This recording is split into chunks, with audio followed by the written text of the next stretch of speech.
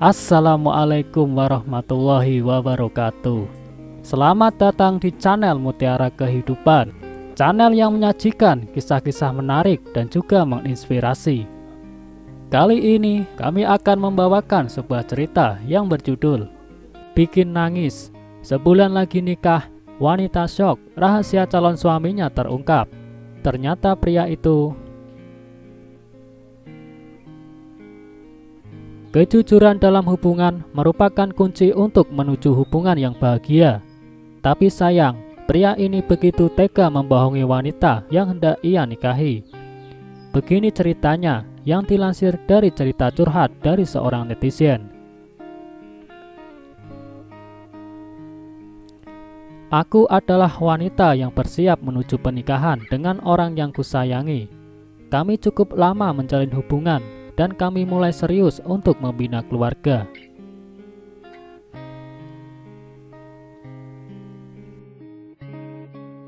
Saat itu, ketika pulang ke kampungku untuk melakukan persiapan pernikahan, aku melihat keluar jendela saat teman SD-ku tengah marah dan menjemur anaknya. Dia sudah memiliki 2 anak, sedangkan usia kami sama, yaitu 27 tahun. Usiaku sekarang memang sudah matang untuk menikah. Dan mungkin jika aku tidak batal menikah 3 tahun yang lalu, aku sekarang sudah memiliki buah hati yang lucu. Aku kemudian menghampirinya dan berbincang panjang lebar, bahkan sampai ke persiapan pernikahanku. Kau tahu, aku sudah membuat desain undangan untuk pesta pernikahanku.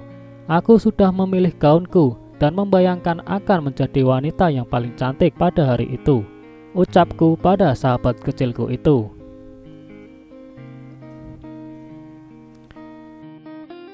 Hingga perbincangan itu terus berlanjut dan kami sangat senang mengobrol satu sama lain. Tak disangka, ketika obrolan makin jauh, teman kecilku itu melihat foto di layar HP-ku. "Apa ini adalah calon suamimu?" Sambil memerhatikan HP-ku. "Iya, kau kenal?"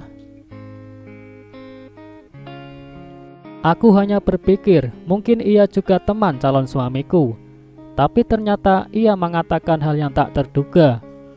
Ia bilang bahwa ia adalah tetangga calon suamiku.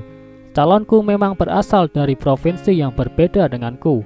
Dan ternyata itu juga adalah kampung orang tua temanku.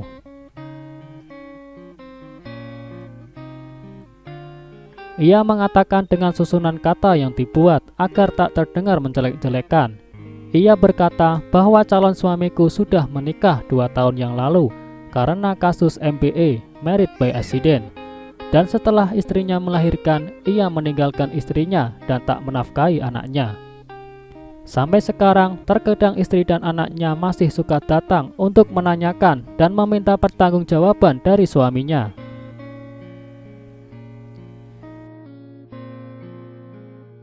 Aku tak langsung menerima apa yang ia katakan. Aku mencari tahu kebenarannya. Aku memang kenal keluarganya dan pernah datang ke rumah orang tuanya.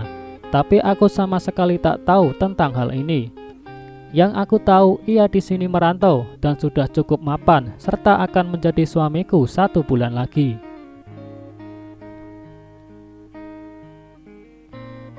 Dibantu temanku ini, akhirnya aku bisa bertemu dengan istri dari calon suamiku itu.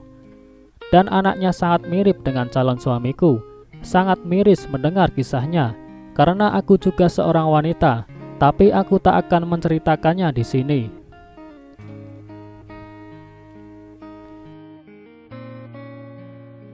Aku juga tak mau hanya mendengar dari satu pihak. Aku bertanya pada calon suamiku, dan seperti yang kau duga, ia tak mengakui itu. Hingga akhirnya aku memberikan bukti-bukti dan ia hanya berkata bahwa itu masa lalunya. Yang ia mau sekarang hanya membangun rumah tangga baru bersamaku. Bukannya aku tak mau menerima masa lalunya. Bukannya aku tak menerima masa lalu seseorang. Sama sekali tidak. Karena setiap orang pasti memiliki masa kelam. Tapi aku tak ingin bahagia di atas air mata wanita lain. Aku membatalkan pernikahan kami. Aku berpikir jika ia memang lelaki yang baik, ia harus bertanggung jawab atas apa yang ia perbuat.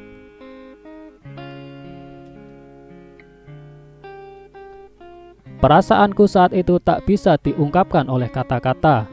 Keluargaku menanggung malu dan semua pesanan kami batalkan, tetapi aku bersyukur karena tahu sebelum terlanjur menikah dengannya.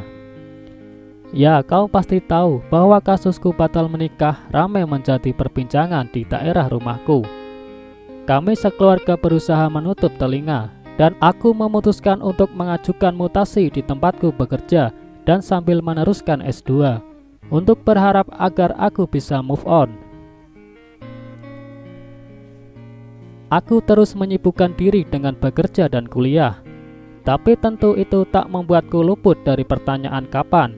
Seperti tak ada habisnya, kau akan terus ditanya kapan menikah, kapan punya anak lagi, kapan punya mantu, kapan punya cucu, dan kapan-kapan yang lain. Sebuah pesan bagi yang belum menikah, jika ditanya tak usah minder. Camkan hal ini, jodoh akan datang pada waktu yang tepat, bukan siapa cepat.